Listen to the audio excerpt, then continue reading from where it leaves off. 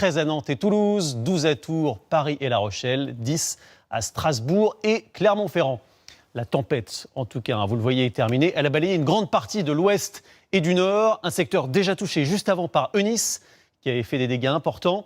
Avant les réparations, l'heure est à la sécurisation, comme on le voit avec Sophie Chevalreau, Jérôme Garot et Benjamin Ray.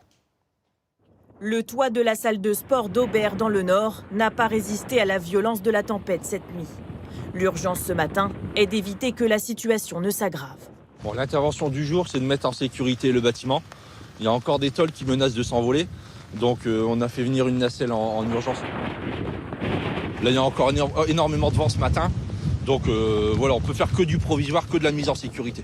Toute la région des Hauts-de-France a été secouée ces 3 derniers jours, à l'image de Dunkerque hier soir. Le vent a soufflé jusqu'à 171 km/h sur le cap Griné dans le Pas-de-Calais, 135 à Bernaville dans la Somme ou encore 128 km/h dans la commune de Steinvort dans le Nord. Des arbres couchés sur la voie ferrée ce matin à Cambrai, empêchant la circulation des trains. Les dégâts s'accumulent dans tout le département. Cette habitante a découvert sa clôture couchée ce matin. J'ai cru que ma maison allait s'envoler. Mais cette bourrasque, je m'en souviendrai. Il n'y a plus qu'à redresser. Dans ce village, le temps s'est arrêté. L'horloge de l'église est bloquée à 14h57 depuis vendredi, lorsque le courant a été coupé par la tempête. Elle ne sonne plus du tout. Elle sonnait toutes les heures et demi-heures, mais là, je pense que ça sera réparable. Ce n'est pas terminé, vous voyez, parce qu'on a les cheveux au vent aussi. L'épisode tempétueux est désormais terminé, mais les dégâts sur le réseau électrique sont colossaux, comme ce poteau en béton tombé au sol. 16 000 foyers restent privés d'électricité dans les Hauts-de-France.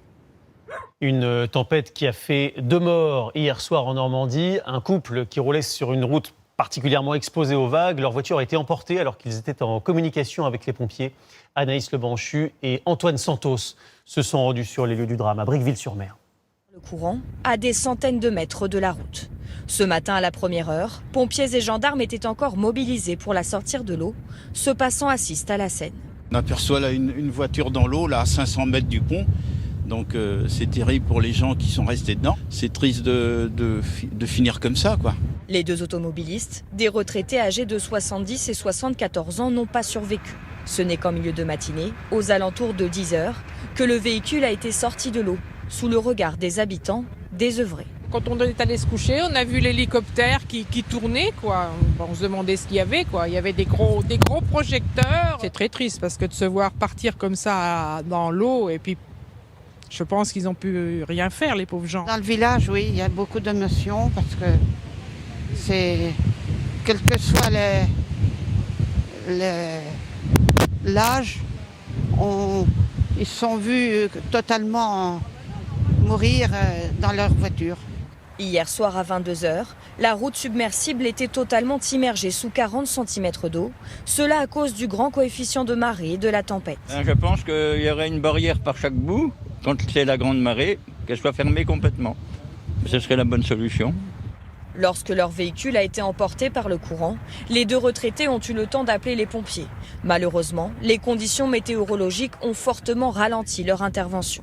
Nous avons mis 1h30 à localiser le véhicule et l'abordage a été effectué par Dragon 50 avec les sauveteurs secouristes héliportés, avec également des plongeurs. Et malheureusement, nous avons ramené ces 2 personnes au niveau du bord et le médecin n'a pu que constater son décès. Dans la Manche, depuis hier après-midi, les pompiers sont intervenus une quinzaine de fois à cause de la tempête. Intempéries également du côté de la Réunion, mais le cyclone qui menaçait l'île est passé sans faire de dégâts importants.